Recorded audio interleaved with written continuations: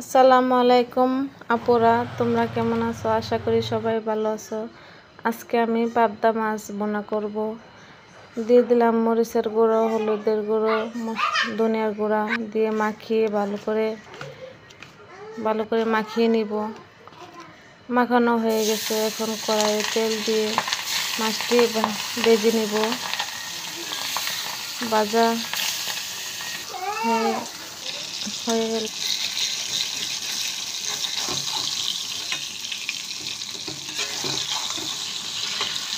মাছটি ভাজা হয়ে গেলেও উল্টিয়ে নিয়ে আবার নামিয়ে নিব।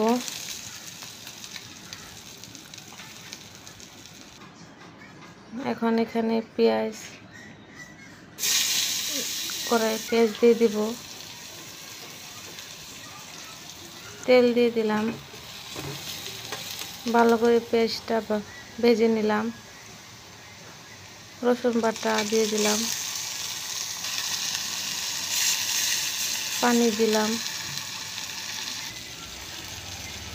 পানি দিয়ে হলুদের গুঁড়ো, মরিচের গুঁড়ো, ধনিয়ার গুঁড়া দিয়ে দিব।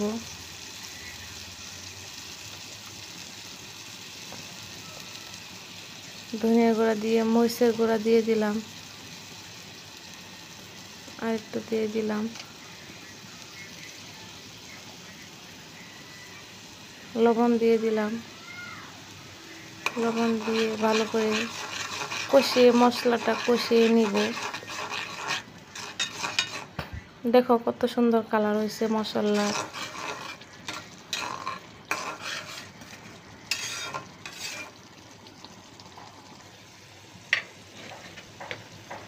মশলাটা কষানো হয়ে গেলে টমেটো দিয়ে দিলাম।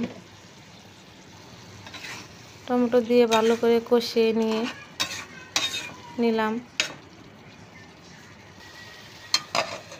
কষানো একটু ঢেকে দিলাম ঢাকনা দিয়ে, আবার উঠিয়ে নিলাম।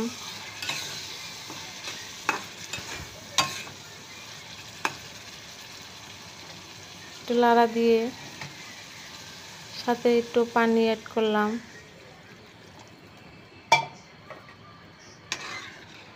আবার লাড়া দিয়ে দিলাম।